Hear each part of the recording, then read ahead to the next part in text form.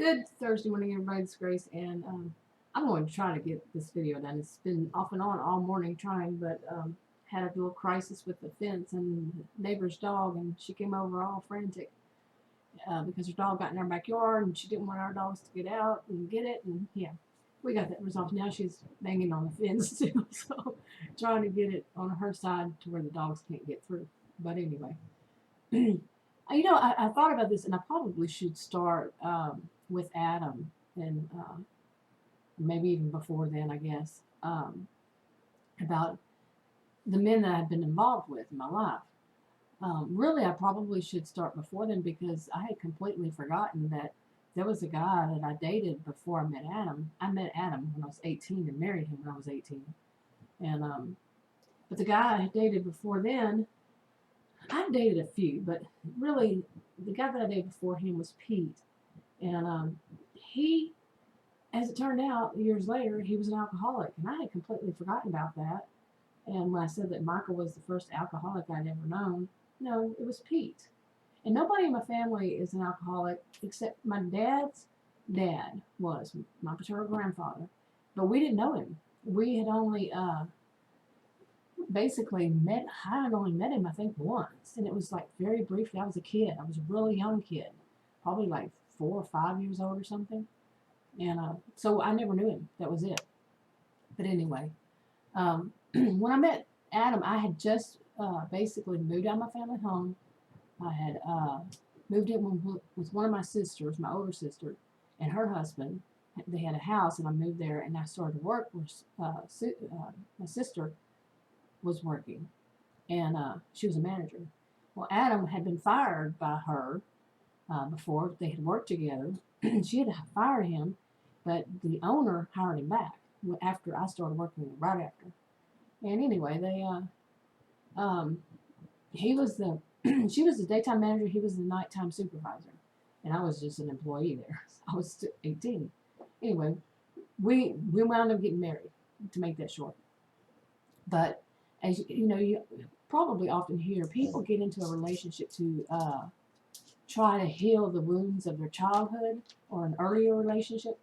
And I think that that's one of the things that I was doing with Adam was trying to heal, from my childhood. Well, the thing about it is, Adam grew up in a family very similar to mine, the same kind of dysfunction. And I have felt it since I've known him since I was 18. I've felt it. I've felt him trying to do the same thing to me my family did. So that was my grumbling dog, as you can tell. Okay, so the long and the short of it is that Adam and I were two wounded people from our childhood. And obviously, as I, more recently, in fact, really recently, realized that we weren't, like what I was looking for in Michael was validation. That's one thing. It probably did come to my mind before, but yeah, don't want to rewrite history. But with Adam, we weren't validating one another. And we still don't. We still have, dysfunctional habits that we need to get past. And since we knew one another since I was 18, it's something that becomes just a pattern. And anyway, we were two people from dysfunctional families that were the ones that were hurt really bad by these dysfunctional families, and getting married so young and trying to make it, together with no good role models. We both knew that we didn't have any good role models in other arenas. But really, this was one we didn't have a good role model for, was your relationships, how they went and everything. And we're very different too from one another as it is, but we had the same kind of family history. And so that was Adam, and he is my ex-husband. We divorced when I was, I think, 37, but we had been separated. We separated a lot, and it was me leaving, really.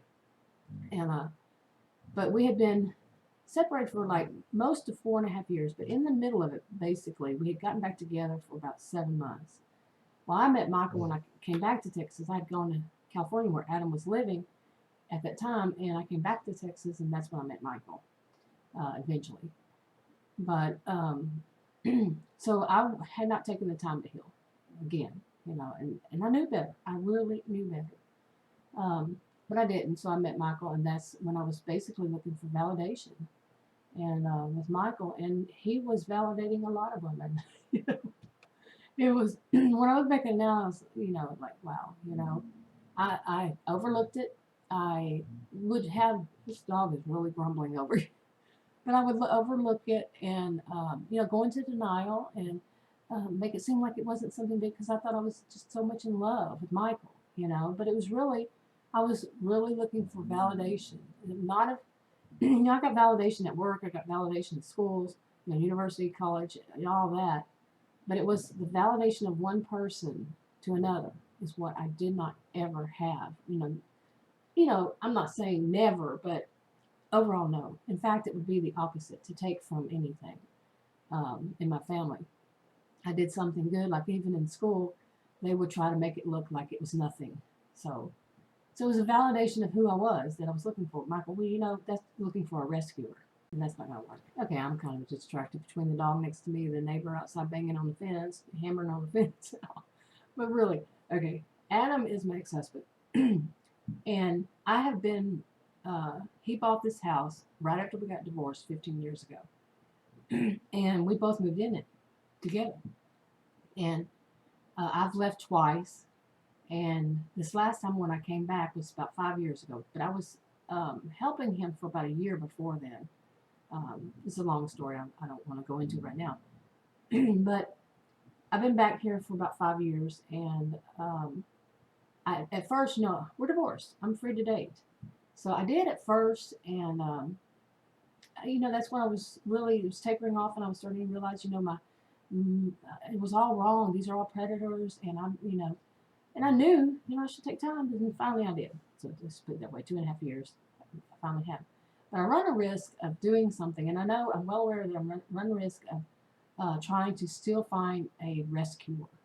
And I know I run this risk. And so that's the thing I have to work on is to not, romanticize somebody, not to, my views, of a infatuation, I view it more as you're looking at somebody and saying, what can that person do for me?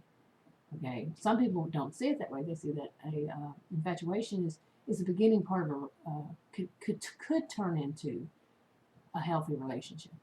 My experience with me personally, is that no, it would be me not truly being narcissistic, but out of this hurt, out of this, having been hurt so much in my life, that it could lead to me looking again for somebody to validate me, somebody to rescue me. And we all know that you need to validate yourself, but we still need validation from other people. We know this. You won't hear it that way, but we do. Not too often you won't hear it. But I run that risk. And I do want to talk about a place that I go, and this is all leading up to something, that I go where I could see that I could run across people more like me. And, and I worry, am I going to do that thing of romanticizing it? So it's something I'm watching, and I'll come back and talk about that in another video. Talk to y'all later. Bye.